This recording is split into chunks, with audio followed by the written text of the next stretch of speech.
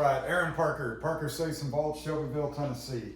I'm not going to do a video about a particular safe, but I thought I would do one about shopping for a safe, right? So you decided you need a gun safe, or any safe for that matter, and you know, you're just not sure, you're just getting started, right? So there's a lot of clever marketing out there. There's a lot of you know, radio ads and things like that you know, make their safe sound the best. But if you're looking for a safe, I think there's just a few things that you can look at real quick, and then you'll know whether you're dealing with clever marketing or a good safe. So the first thing I would look at, if I was looking at a new model, I would just look at the overall weight, right? So right off the bat, what does a safe weigh? That tells me probably a little bit about how it's constructed, as far as, you know, how thick the steel is on it, maybe how many layers of firewall they're using, whether it's, you know, concrete type stuff or drywall. But the overall weight would tell you a lot. So, you know, like I'm trying to be a little bit unbiased, so I have a safe here with no logo on it. A lot of you probably recognize what safe this is, and quite frankly, I am a little biased, so I'll try to just tone that down. But this safe is pretty close to 1,000 pounds, and it's 30 inches wide, 60 inches tall.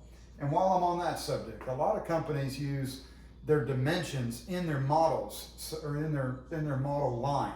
So if you're not sure what that means, like what are all these numbers, right? So say you see, I don't know, FW 6032. That usually means that whatever that safe is, the FW, say, would be a model, and then the 60 would be how tall it is, and 32 would be how wide, right? So 7240, 72 inches tall, 40 inches wide. And a lot of companies do that. But I've noticed over the years that that's just really confusing if you don't get that in your head kind of quick. So anyway, keep in mind that the numbers are usually associated with the dimensions. And so I would look at weight first. And then after weight, I would start trying to figure out, like, what's the door made of? What are they putting in there as far as steel? Is it a solid plate on the outside? Is it a composite door? And, you know, a lot of people don't know the difference between that. So a solid plate would mean that you've got a full chunk of steel across the entire door face, right? So in this instance, it's a solid 1/2-inch plate. Some safes are just what they call gauge steel, and they're kind of designed. They're kind of designed to fool you.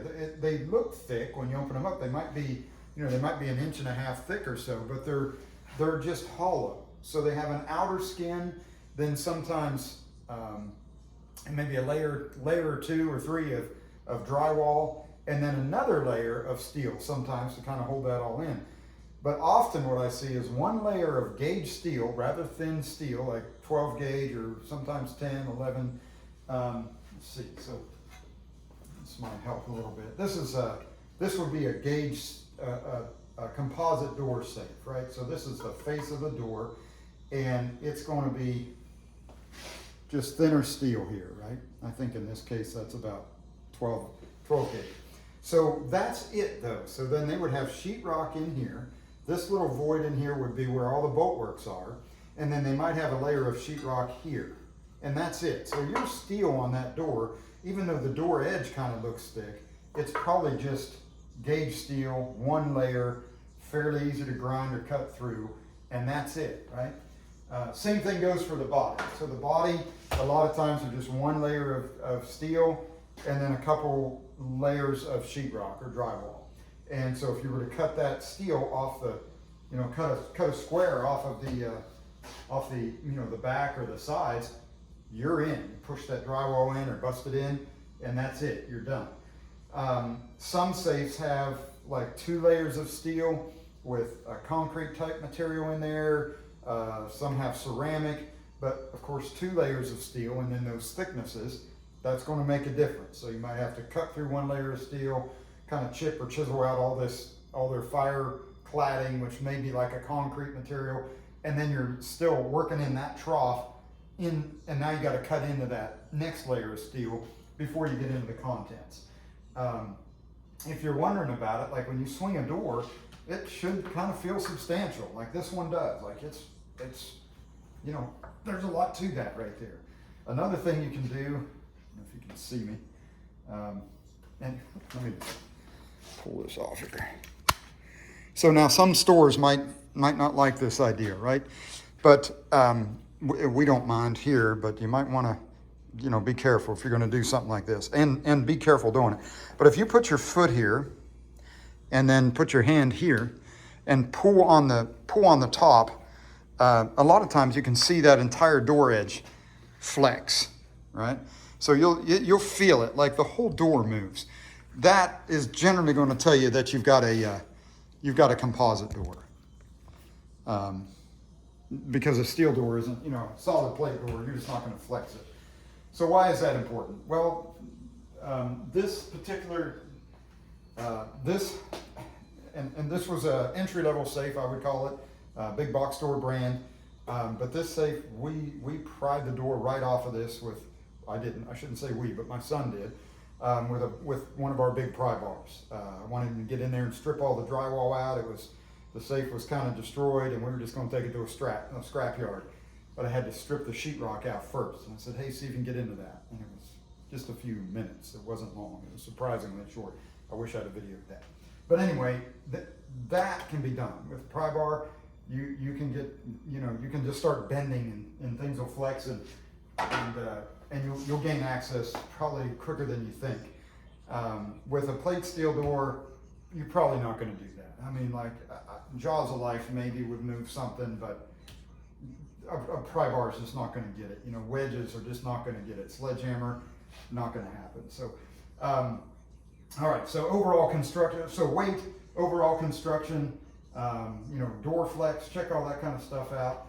And then I would start looking at their fire ratings. There's no industry standard on fire ratings. So, unfortunately, right? So if you can find a company that has done an independent test, like these guys have, this safe was tested, or a safe like it was tested by an independent company. And that to me carries a lot of weight. I've run into some other companies, some of which I've stopped carrying now, where I've learned that the fire ratings were just completely fabricated, just made up. No testing, no nothing. And I think what they did is they just did the math perhaps on how many layers of sheetrock would give you X amount of time, right? So, but as far as I know, there was no testing, and that's kind of what they told me. So we dropped that company, or those two companies, and we're trying to carry stuff that we can, you know, feel good about and be happy to sell to people and stand behind. So keep that in mind. So not all fire ratings, just because there's a fire rating out there, does not mean that it has been tested.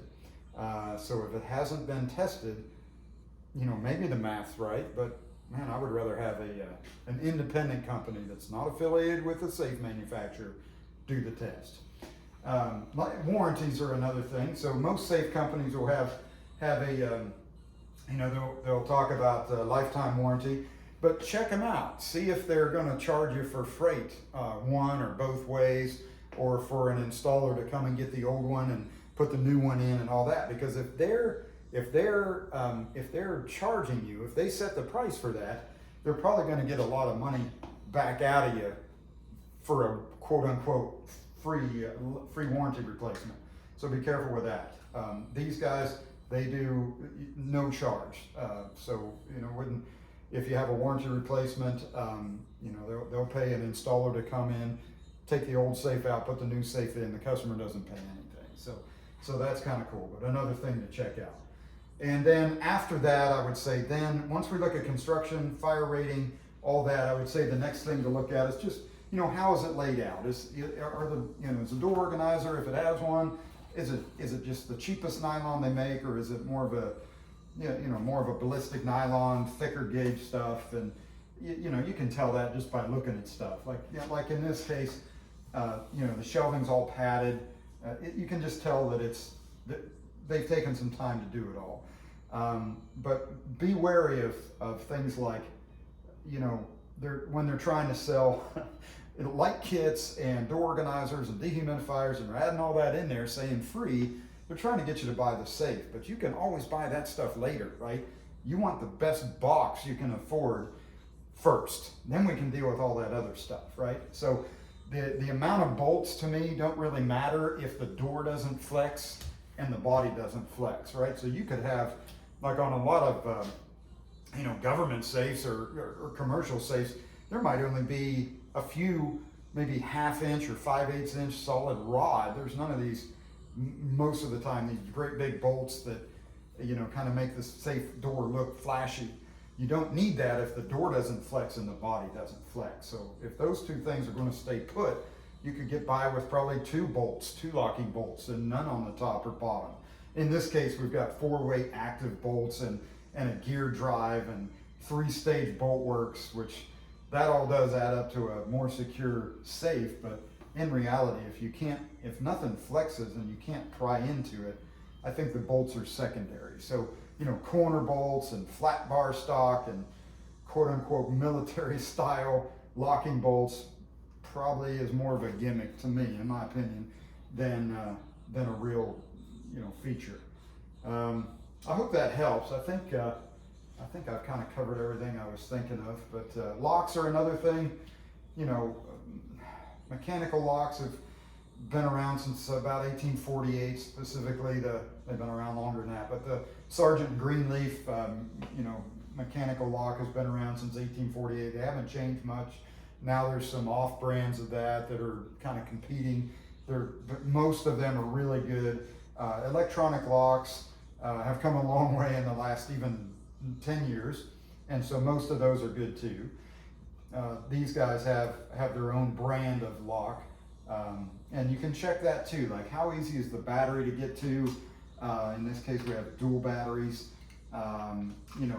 Is it going to give you any trouble? Jump online and see if there's a lot of problems with that particular lock, and if that's the case, ask for a different lock. But anyway, I think that ought to do it. If you have any questions, if I missed anything, if something you want me to touch on, just let me know. Another thing I like is where the safe is made. These are made in the U.S. Okay, so watch that one too. So a lot of them will say made in America. Well, you might be thinking U.S., but it might be Mexico, right? Still America, North America. What is it? Assembled in the USA with global components. That can just about mean anything. That can mean they're shipping the entire safe over and the company that receives it's putting the lock on, so assembled. So be careful with that. But made in the USA usually means made in the USA. So it's hard to get away from components from overseas, but at least you know where the safe is made. All right, well, I hope that helps. And like I say, if you have any questions, leave them in the comments, and appreciate your time.